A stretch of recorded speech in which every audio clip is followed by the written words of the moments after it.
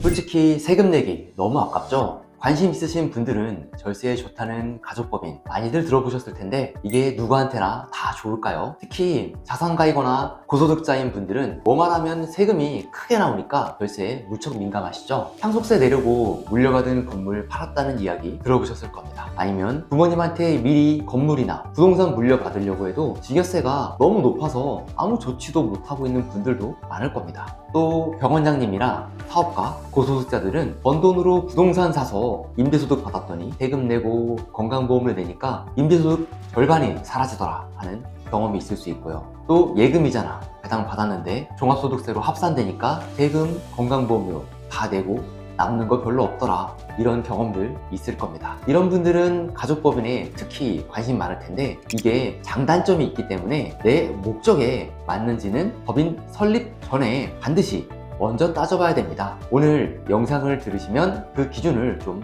판단하실 수 있을 겁니다.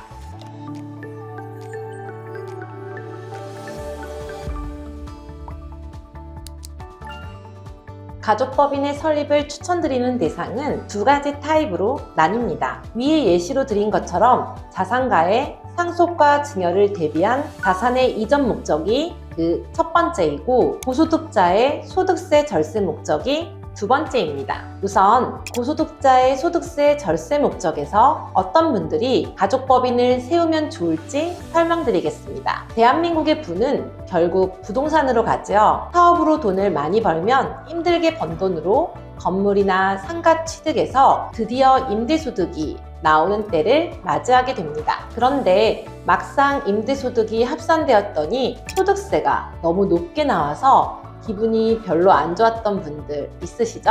그럼 내가 어느 정도 소득세율이 되면 법인을 세우는 게 좋은지 이게 많이 궁금하실 겁니다. 이건 단순히 세율로만 따질 것은 아닙니다. 내 은퇴 시기나 생활비 여유 자금을 같이 고려하셔야 하는데, 내가 은퇴가 많이 남아서 고소득 사업 활동을 영위할 수 있는 시간이 많이 남아 있으면 법인을 세우는 것이 유리합니다. 화면의 소득세율 표를 보시면 과세표준 10억 원 이상이면 지방소득세까지 49.5%입니다. 과세표준이란 게 매출액이 아니고 경비를 다 제외한 순소득입니다. 법인세율 표를 보면 과세표준 200억까지는 지방소득세까지 해도 20.9%입니다. 차이가 많이 나죠? 당연히 임대소득을 법인으로 분리하는 것이 유리합니다. 이건 내가 개인 사업을 하다가 법인으로 사업자를 전환하는 것과는 다른 개념으로 보셔야 됩니다. 내 개인 사업과는 별개로 부동산을 취득했을 때 임대소득을 내 사업과 분리하는 겁니다. 또 나중에 부동산을 장기 보유 시 거액의 매각 차익이 발생될 때 이걸 법인으로 분리해서 세후 소득을 높이고 법인이라는 주머니에 보관하는 개념입니다.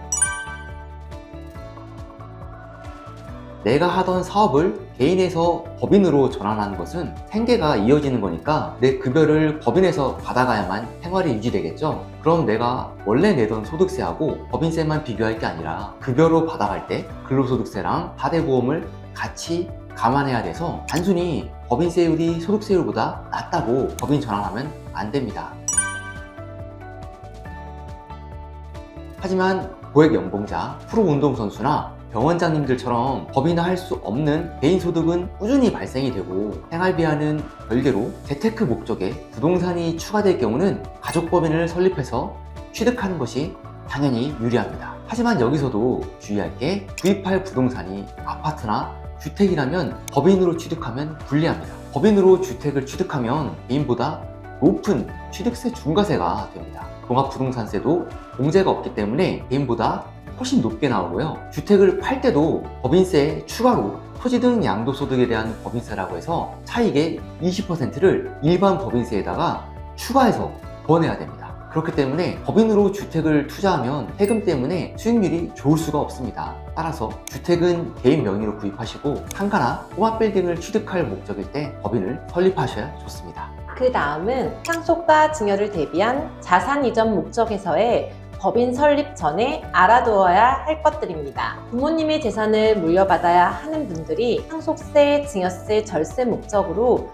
가족법인 문의를 많이 주십니다. 그런데 앞에 언급한 것처럼 부모님 재산이 현금이나 상가는 없고 주택만 여러 개 있는 상황이라면 법인으로 받아도 취득세, 종부세, 법인 양도세까지 세금이 너무 많아서 실익이 없습니다. 하지만 현금이 많은 경우는 가족법인으로 할 수 있는 게 정말 많습니다. 다양한 컨설팅이 가능하기 때문에 최고 좋은 케이스입니다. 게다가 자녀나 손자들까지 많다면 절세 효과는 더욱 크게 할 수 있기 때문에 이런 분들은 가족법인 설립을 적극 추천드립니다. 상가나 꼬마 빌딩을 부모님이 갖고 있는 경우도 가족법인 설립을 적극 추천합니다. 기본적으로 상속증여세를 절세할 수도 있지만 법인으로 보유했을 때 상가 건물이 가장 세후소득이 좋기 때문입니다. 그리고 자산 이전 목적으로 가족법인 설립하실 때 가장 중요한 주의사항은 부모님 연세와 건강 상태입니다.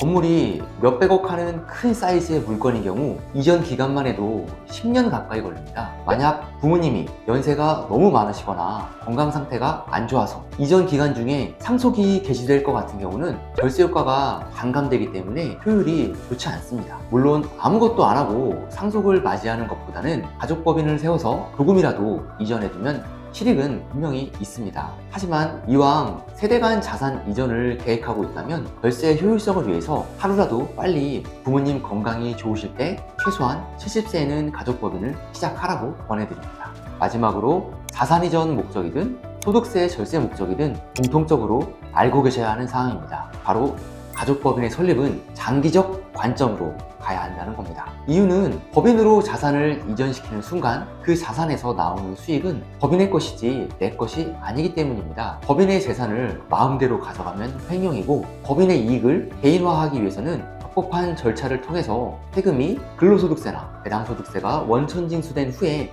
가져갈 수 있습니다. 법인으로 부동산 자산을 보관하고 내 소득과 분리해서 장기 관점으로 법인 소득을 이연하여 인출하는 개념으로 가셔야 됩니다. 만약에 당장 돈이 필요하다고 법인 자산 다 처분하고 한 번에 거액을 인출하면 그때 발생되는 소득세는 최고 세율이 적용될 수 있습니다. 그럼 법인세도 부담하고 소득세 최고 세율도 부담하고 법인의 자산 분리시킨 의미가 없죠. 가족법인을 활용해서 자산을 이전받고 부동산 보유를 한다면 장기적 관점으로 해야 실익이 있습니다. 법인으로 수익을 꾸준히 내면서 낮은 법인세율로 법인 주머니에 돈을 쌓아두고 천천히 필요한 때 급여나 배당으로 인출해가고 법인을 활용한 재투자로 자산을 불려가는 게 좋습니다. 가끔 자녀에게 집을 해주고 싶다든지 목돈을 급히 개인화해야 하는 경우는 어떻게 해야 하냐고 묻는 경우도 있습니다. 당장 목돈을 써야 하는 상황이 예견된다면 법인화하는 것보다는 개인으로 갖고 있던지 자녀에게 직접 증여 방안을 찾는 것이 우선입니다. 가족 법인을 만들 때는 장기 관점으로 세대 간 부를 이전받거나 자녀에게 소득 원천을 만들어주고 법인을 통해서 투자 마중물로 쓸 수 있게 하기 위한 목적이 크기 때문에 급하게 법인 자금을 인출해서 개인화하는 것은 가족법인 운영에 맞지 않기 때문에 법인 설립 전 이 점을 꼭 고려하셔야 됩니다. 그럼 오늘 주제를 정리하여 드리겠습니다. 1. 가족법인을 설립 전에 나의 상황과 목적을 우선 파악할 것. 2. 소득세 절세 목적이라면 내 은퇴 시기가 많이 남은 경우가 실행에 유리하다는 것. 3. 주택 구입은 개인 명의로 하고 재테크 목적의 상가 구입이라면 가족법인으로 할 것. 4. 자산 이전 목적이라면 부모님께서 한 살이라도 건강하고 젊을 때 빨리 가족법인을 설립할 것. 5. 이전받을 자산이 주택이 아닌 거액의 현금이나 상가라면 가족법인 설립을 적극 추천. 6. 가족법인은 장기 운영 관점으로 설립할 것. 가족법인과 상속증여에 관한 좋은 주제를 계속 업로드할 예정이니 구독과 좋아요, 알림 설정까지 부탁드립니다. 가족법인 책을 쓴 가족법인 전문가 국세남 상속증여 전문 세무법인 하나였습니다.